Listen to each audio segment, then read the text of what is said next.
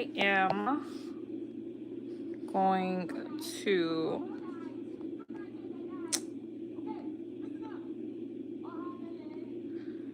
some things so we can figure out what else is going on.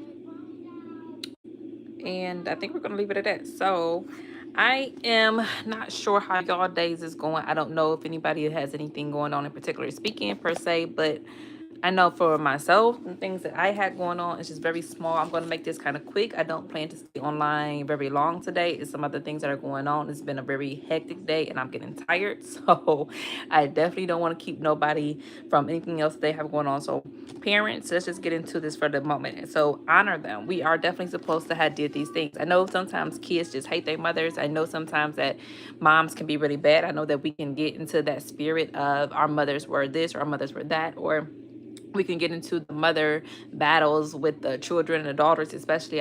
There was a story that came across, and the mom was stalking the young lady, so the mother ended up having to deal with all the different charges and figure out why this conduct was something that was appropriate and led her to behave the way that she did towards this young lady.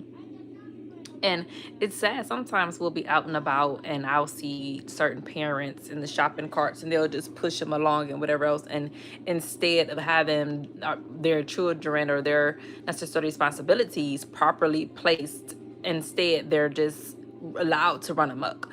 And that's not a parental figure. That's either a young person who really was misguided and we are seeing the after effects of what necessarily took place and what they had gone through.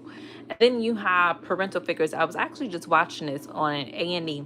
So on A&E there's a moment where people get to go back and forth and you get to see the different wars that takes place. So if you don't know, there's neighborhood wars, there is customer wars, and then now all of a sudden they added as well is parent wars. So parent wars is where parents come into one another's vicinities, and there's moments where people are either battling or are the cause of the parentals battling. So, for an example, one lady that I came across was aware that somebody was doing something that was derogatory. So, that parent was actually more so in alignment with a more normal nature, because when you have somebody that's trying to go against your children, your first thought is to defend, so that's normal. And then you have an instance where sometimes the parents can be a little misguided, and so they're not really trying to make things better, which is sad. And so instead they kind of get an ass whooping, so to speak. So the parents will go back and forth with one another. Another example is kind of similar. The parentals were having some issues with one another. I guess maybe egos wasn't able to have been checked, and then they went at one another as well. And then you have another one where there's like a team up, it's like a duo. So you have those moments where people are kind of sort of in one another's faces without necessarily giving them the proper 6 feet, and that's another problem issue. And because of that inability, there's drama. People start to swing, people start to express themselves. Sometimes I understand, though, there's really no other way that we feel is appropriate to express ourselves besides putting our hands on one another. I get that. That's difficult. That is hard. Sometimes we kind of sort of feel like it's appropriate to spend a night in jail. It's worth necessarily that type of behavior. And sometimes it is difficult to check our anger. Sometimes it is hard to have an indignant thought about what's necessarily done and still keep smiling, or still be able to not necessarily wind up being in jail and having to face those type of consequences. So again, sometimes it's easy to want to lash out, and sometimes it is best to go our separate ways. Sometimes ladies kind of sort of can really be in that attitude and really be great people, but they won't conduct themselves that allows them to actually experience this in a truthful manner. So they are people who give life. This is true. So it's really no excuse as to disrespect what necessarily was done by them. That's not appropriate either. And when we are not willing to accept these things and we act out of pocket, and then we ended up having to be in those positions where we end up having to get them hands thrown. And that's just how it is. And I'm not saying that it's right. It's not. It's not fun to always want to argue. It's not fun to always want to have somebody disrespect something that you work tooth and nail for to create. And so dads are pretty cool. One of the instances, there were parents that actually had did the So I don't understand why nobody even watches. But I that's just kind of like a C and a K. But nonetheless, so they're and dads are really different. Dads are really special. And I'm not sure why people don't always want to encourage relationships between the particular entities, especially dads. I don't know what this behavior is from. I don't know why we entertain these thoughts. I'm not sure. I don't agree with that. I always like to put things on vision boards that allows us to encourage certain relationships, especially the ones with those type of figures. And then you have moments where the figures in particular speaking might kind of sort of want to go against. I don't know if it's just egos. In my opinion, that's really where some of the guys who just get like a big head, like they won't really kind of sort of realize that other people are kind of similar. I don't really care for that. I've kind of sort of had to go through some moments myself because it's difficult to kind of keep a person from being a certain way all of the time. So you have to kind of sort of learn to not clump every tiny bit of peace with whatever else is going on, because sometimes people have some kind of issues, but sometimes people can really not always come across as this way too. So I guess you got to kind of sort of be a little like, oh, okay, well, maybe, you did that, so maybe you a little bit this way, or you did that, so now I gotta look at you like that. And you have to be able to do those things and then stick with it. And that's not easy, but it is appropriate. And then you have, like, I don't really condone people going against one another, like, okay, you look this way, this one looks this way too, and instead of coming together amicably, it's an issue. That's where you kind of sort of lose some kind of compass there that does kind of sort of reflect back into the world what it is that you're thinking about. How many times have we ever seen that? It's always another female that's prettier or better than this or do that, and then we envy it, and then we want to do harm to one another based off of it. I saw a quote the other day, and somebody was saying something very similarly, that something about instead of learning from them, you rather pop them. And so when we think of what that is, it's the very same nature in life. And it's sad. It's like as you go into what you're divine to had accomplished while you're here, and you are in hindsight and reflection mode and reflective about what takes place, you realize that there were moments and times that things happened the way that they were because people allowed jealousies to come into what was calm and what was harmonious. And that's not always a good thing. People will sometimes, and it's shocking to really deal with it. Like, we hear now that Robin Rihanna has gotten pregnant. How many people are going to really be happy? How many people are really encouraged from this mindset and secretly may think something else?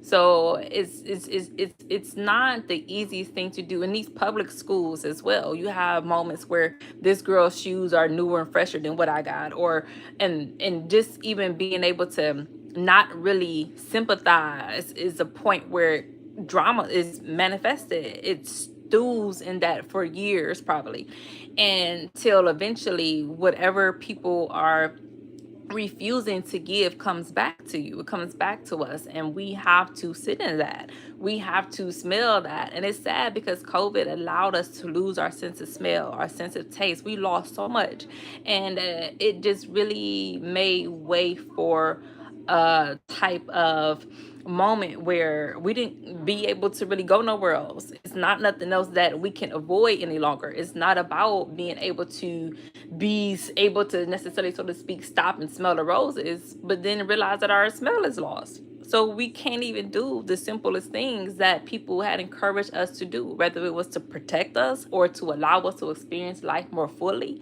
And we chose to turn a blind eye, and now we're suffering, and now we're upset, and now, well, she's got this and I don't have that, so now I want to target. Now I want to throw a rock, or now I want to be placed on this spear because I assume that they're there too. But when you are comparing and really competing, we're not creating nothing. We only are taking away, and we fail to take and necessarily replace what it was that we had chosen to had put somewhere else instead of outward. And that's a choice. That's a decision that we make. And how was that honoring? We don't even honor our parents. It's the same thing. We don't honor nobody else either. We don't honor the people that we go to school with. We don't honor the people who on the roads with us. How many times people just fly by, cut you off? One lady was shot and killed. We don't honor nothing. We don't. We are quick to assume. We're quick to be so ready to go out that we lose everything. We're so ready. I mean, there are moments and times where I'm short on things, but I'll have to be short. If people know that you're short and you're supposed to allow someone else to help you when you are, and not necessarily go and run down the block and beat down the door to get what you want, there's differences there. And it's a loss and it's a gain there. I like to call it a book. It's like a book that somebody keeps track of what takes place in. And eventually you can open this book up, and depending on what's in it depends on how we are reaping certain things within our own lives. And that's not what is common. It's common is more so about how can I change a C to a K. Common is more so about, oh, okay, they got this, so how can I go and take it and get it? Common is people who are unwilling to think about things before they do them. That's common. And what's sad about that is that you will realize in the end you have no interest in them. I mean, I witnessed this firsthand. I have literally thought about things in hindsight and said, oh, I'm glad I'm not them. Oh, okay. I'm glad you not my friend. Or I'm glad that that was you, I didn't have to go through it.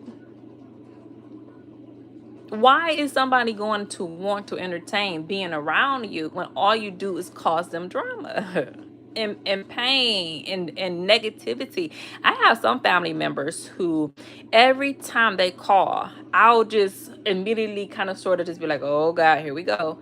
They're getting ready to come through. Well, so and so and them didn't die. Oh, well, so and so and them was at the hospital. Oh yeah, so and so and them they got some issue now, and it's just nonstop. It's a continuous loop that just goes on and on and on and on and on and on and on. And half the time, most of these entities that I've noticed are not even nowhere near, oh, dad, you so cool. Oh, dad, you so great. Oh, mom, I really respect you. Oh, cousin, that stems from the people that you are have a certain branch from. Ah, yeah, okay. And that's what is something that is considered a norm. And at the same time and token, you will realize now, oh, wow, they show keeping some space over there. Oh, wow, that's the norm, but why is they so far apart?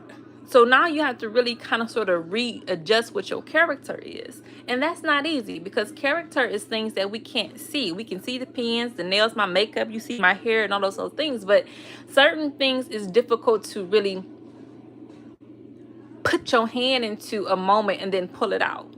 You can't always do that. And I'll give you a perfect example for that. For a moment, you're tired, you're exhausted. How many people can you know that's going to allow you to express that thought? It's very rare. It's a very small number. And I'll give you another example. I was going to school here in Cleveland State, and I was going down one day, and I was getting ready to get out here and go. And I had gotten some information, and that whole idea was completely changed at that particular point in time. And I thought to myself, well, what's the problem? What's going on? But I realized now that somebody was hurt. Somebody may have said something, and then it affected somebody else. And now all of a sudden, what took place is necessarily what took place. And how do you get around that? Well, maybe next time try to be a little more in alignment with things so that you can manifest them more positively. So therefore, we can want to be around you and figure out what's going on and taking place. But that's a decision. That's a choice. We have to psychologically go there first, inwardly, and then have it reflected outwardly. People like manifestation, and I like it too. This is definitely a big thing. And it's difficult to manifest what we want, desire, what we necessarily need to see in order to feel good about ourselves. And what happens when we no longer see it? Nothing is going to be there any longer for us to even see, period. Now, we have eyesight, so is it really appropriate to think that we want to see something but not really be able to see it even though we have eyes to see things? No. We really want to be able to see things and appreciate what we saw. That's a normal manifestation and desire. That is what we are so adamant, and scientists is probably up, let's find a cure. We're doing all of this so that we can have a moment and become one with what we think about. And when we are able to do those things, we feel better about ourselves, about us, about our community, about those who inhibit it. We feel better just in general about the things that we see. And sometimes people are not really aware. Sometimes I guess that's one of the biggest problems that we have. We don't bring awareness to situations. I had a guy who got online and he gave a comment and he was so adamant about nobody cares about what you're thinking about. We don't give it. People just want to live on, move on, and do whatever it is with their lives. And I thought to myself, oh, okay, that's fine. But I could have sworn that I just heard that the best way to get over something was to speak about something. So now you're encouraging the opposite. So again, is the first person that I'm going to call up with some good news going to be you? No. The authentic answer is I'm going to look for somebody who I have known that really has allowed myself to experience flow. Not shut up one of the dreams or dreams that take place so that you can go ahead on and move on with your life. That sounds bizarre. That's a person that lets you know you would rather pop somebody instead of learning from somebody.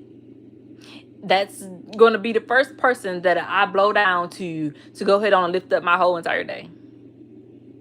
No, it's impossible.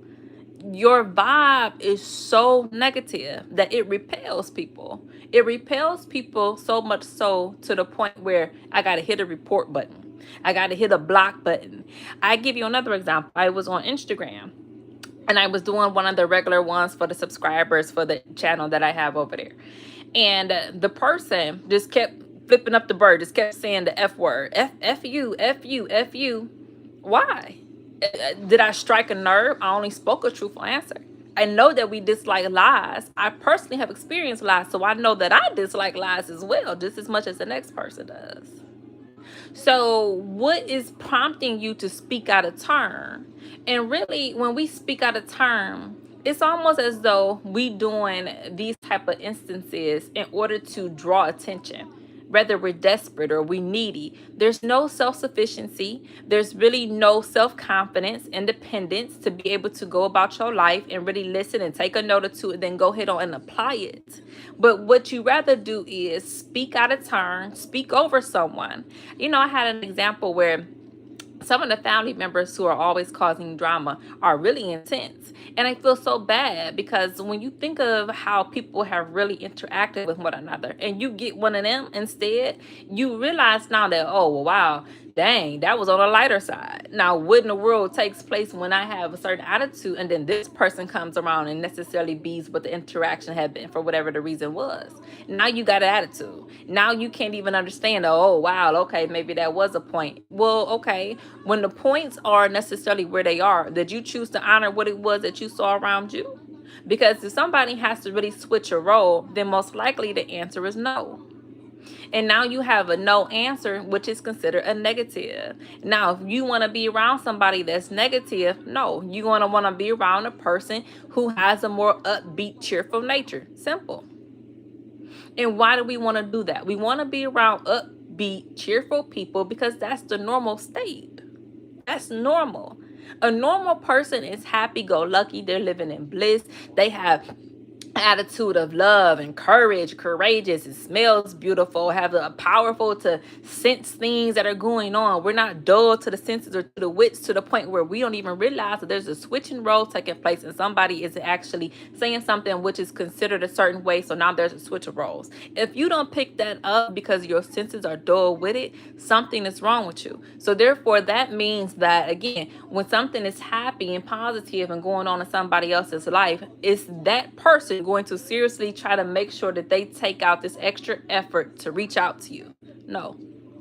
What this means is that now you've crossed some kind of invisible boundary, and most likely with yourself. So no, you're not going to be able to honor the things that bring joy. And why? Why are you going to do that? Now that means you have to travel inward. When you get a second and you figure out, okay, I'm traveling inside now. Am I thinking, what is wrong with what I'm thinking about that makes me have and initiate some kind of issue with a switching of a role? And you have to really answer those questions. You got to really figure out inside your head, where the problems are, whether that's through therapy, whether that's through a journal, whether that's through a really good friend. And hopefully you got that, because if you are really able to figure out the people who are in your midst and you are so enjoying and you're grateful for that, it's easy to actually figure out what the problem is. But when you isolate, when you stubbornly cling to whatever it is, knowing that it's necessarily not the best answer, otherwise you wouldn't even need a switching of a role. Okay, so when you realize that you're doing all of that, that's going to take some effort. You got to really figure out what is wrong. And until you really do that, nothing's going to go right. Nothing that you want to manifest is going to manifest positively, because your attitude is not. You have to focus on how to get people to stop switching in order to figure out how you can have flow. Because most likely that's what you want. Most likely you see something and you envious of it. And so therefore you feel like you can't have it. So you are allowing these switches to take place. And that's not necessarily the first go-to for individuals. Individuals who are really happy and looking forward to life. The sun is out. Birds are chirping. You got a creative spirit that's taking place. Are you going to damper its mood? Most likely. Because if you have a moment to express yourself to some people and you let it go by you, you're only going to attract more of it. So now you're attracting more of the same issues because you failed to take advantage of an opportunity that was presented right there thus to you. Because again, it has to only be one reason. And the reason I'm going to share it is simple. That's what the masses and majority of people do. How many times have you been out and about? And mostly on the road, people just flying right by you. Most of the time, they not shooting no prayer out, asking how your day is mentally. Hopefully it's cool if you on the side of the road broke down. Most of the time, they just pew, pew, pew, without a second thought about anything that's going on around them. And now that lets you know something.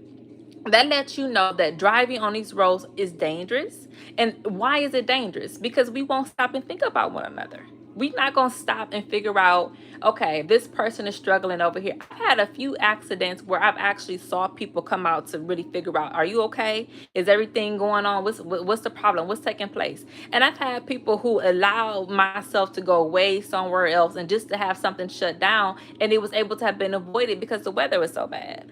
And now I can't get attitude. I can't get upset. And it's the same thing. I can't lash out, but I can realize that, oh, okay, well, see, now that you did this, there are other people in this world who has a switching mechanism. And I can say, okay, since you did this, I can also be aware that there are other things that are going on. And because it is, that allows me to say now it's justified. Because when you actually had a moment, you didn't do it, but somebody else will. So if you have a moment there and you switch these roles and you do it again, are you going to survive it or not? That's the question you got to ask yourself. And if you keep attracting the things that are wrong because of your attitude, most likely you're not. And if it's true that people say only strong survive, is it because you gave honor to people who really cared about you, birthed you, allowed you to express your thoughts, gave you opinions that were of a beneficial nature, allowed you to apply them? You had a decision whether you did or not. The did person most likely is cool. You just said what you wanted to say. You moved on. You felt better. They did too. And now all of a sudden everything is working out. You can hear the chirping. You're grateful for it. You ain't got no issue with it. Everything's working out. You feeling creative. You got a moment that's coming on and you grateful for it. You done been thankful for it. You done said some things that you wanted to get off your chest. You done got it out. You done journal. All parties involved is straight. Everything is cool. Ain't no issue going on. You feel confident. You know how to get your ones and twos out when something is necessary, so you straight. Now, if you can do those things, you really don't have nothing to worry about. And at the end of the day, that's ultimately what you want to do, because you ain't really no bigger than anything that allows you to worry. When you worry half to death about the opportunities that you missed to express yourself to these people, then 9 times out of 10, you didn't allow worry, which is negative. When worry is so negative, Napoleon Hill has a moment and he's like, yeah, well, this lady had some thoughts about getting breast cancer. She was so scared all her life about it. She died of breast cancer. And so he'll hold up this sheet of paper. And it's the same thing. If Are you worried about making this an impression on somebody that's negative, and then you actually manifest it? Well, why in the world did you not just express what the worry was to somebody, have a sounding board so you can bounce it off of, and then grab an opinion that's authentic or honest or truthful or humble or based in humility, and then take that and apply it to your life and your thoughts and see what you came up with? But you have to choose that. You have to make the decision. And that's the first step. And it is the hardest. But you got to do it eventually until you master, whether how many lives, whether you got to reincarnate, whether you got to go to a different job, a different school, change your friends, go to a different church. I don't know. Pray for people more. Be more inclined to join a spot that helps you figure out your life and your goals. But eventually, you're going to have to do it. And the sooner you do it, the better. And that's really what it's all about. The decision is about having something that really is of a benefit to all people, so you can feel better about yourself, so you can rest easy at night when you lay your head down at night, so that you can really feel as though you've actually made a difference positively. And that's ultimately what it's about. It's really just that simple. So I'm gonna end it here, y'all. Thank you so much for watching. I hope I didn't scare nobody or do anything mean to anyone. If I did, I'm sorry. I apologize. And hopefully y'all have a good day. Bye. And I did say I love you. So